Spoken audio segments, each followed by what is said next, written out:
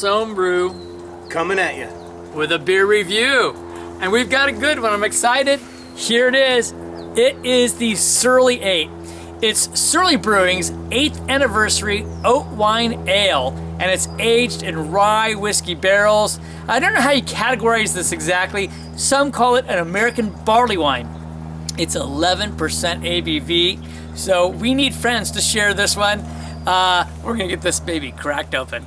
So as I'm cutting through the wax here, this came to us by way of Rich at Rich's World Beer Tour. Rich is a fabulous guy.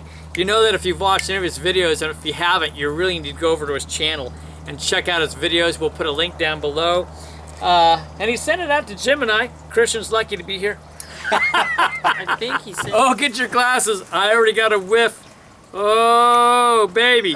Oh my God, look at this pour. Whoa. This was like kind of glugging out of there. Oh my Lord. Oh, this is exciting. Good all the way. So Christian's look brown, but ours looks really red. On Jim's? Nope. I think I'm good. I think we're right there. It's a really nice copper red.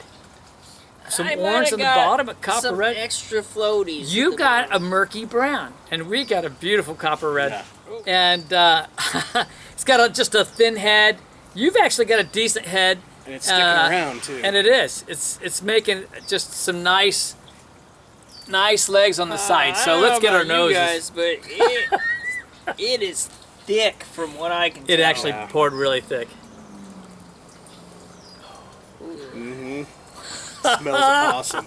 I get some like sweet caramel and toffee type scents off it, but I get some dark fruits. He has the yeast off the bottom is what's happened there. What else you get? I mean, I could go on and on, but...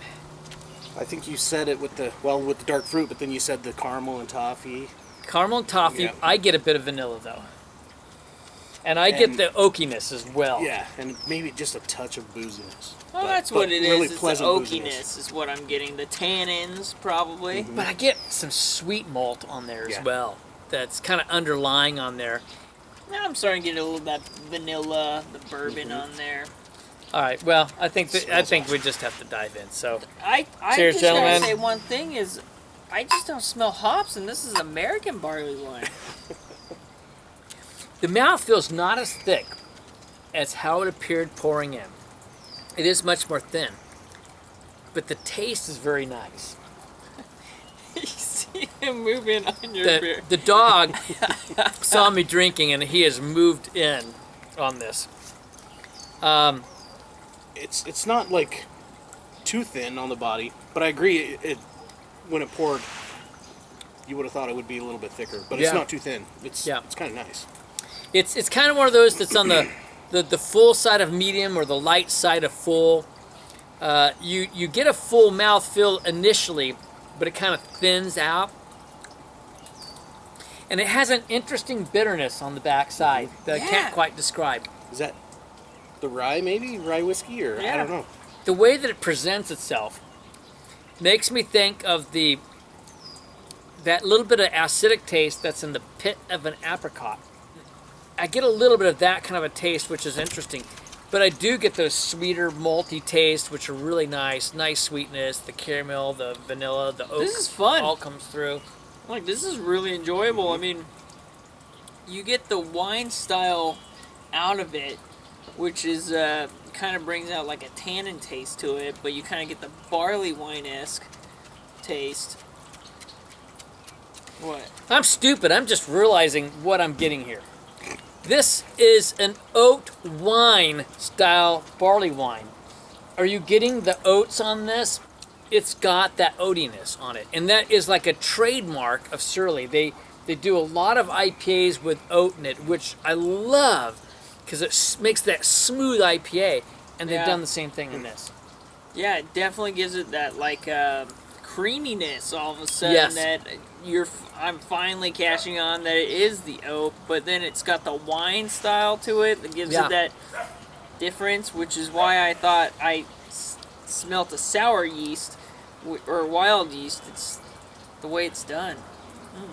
And I've heard people say they get some toasted coconut on this, and it's not strong, but I kind of get what they're saying, and I think it lends more to being like toasted oak, not coconut, but the sweetness kind of could give that impression. Well, I think it's gonna be the vanilla flavors you're getting off the the barrels, and then the oak in general is gonna give off that. It's really nice.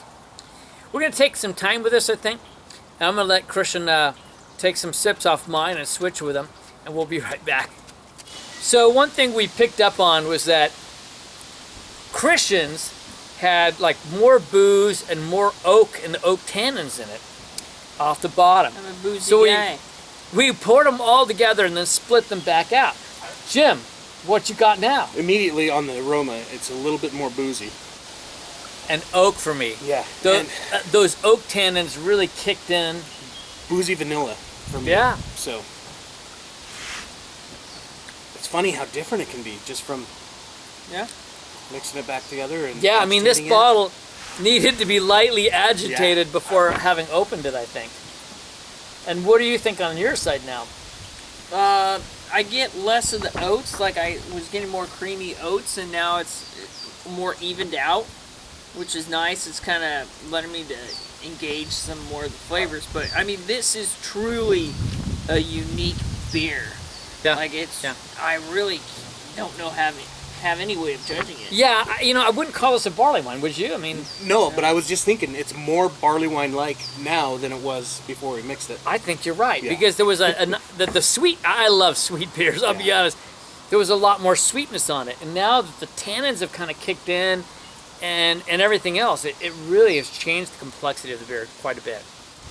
A common theme that we kind of have between us is we don't know how to rate this beer in terms of like a style because it's more like a barley wine than it was before, but it's not really a barley wine. They're calling it an oat wine style. So I honestly don't think that we can rate this one on style because it's a very unique style unto itself. All right, so since there's I don't believe anyway, there might be in the 95 guide, but I don't believe there's an oat wine style for us to read and compare this to.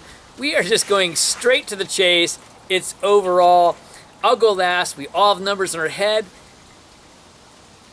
Christian. All right, like, this is truly unique, and I'm having trouble figuring it out. But I'm gonna go 94. It's excellent. I don't know if it's world class, but it's damn enjoyable. Nice.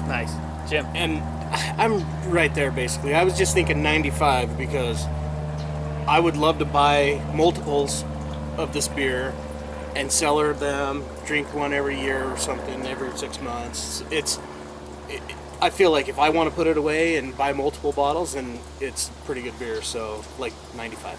And see, I know Jim. He won't get back to those beers. So, but I agree with him because I would like to stick one away.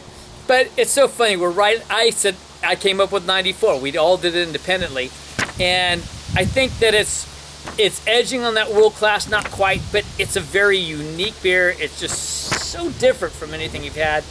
I think the fact that they putting those oats in there, gosh, I just love that. And Surly is probably one of my favorite breweries, I have to say. And thank you, Rich, because the only way we get Surly beers is from Rich. So Surly Abrasive, I've only had it because of Rich, and it's one of my favorite double IPAs. Absolutely. It has oats in it. It's just an amazing beer. Yeah, it is. So here it is again. It's the Surly 8 from Surly Brewing Company out of Minneapolis, Minnesota. My name's Kevin. This is Christian. And I'm Jim. From Clement's Home Brew, we're saying life is too short to drink cheap beer. And we'll see you on the next beer review. Cheers. Cheers, folks.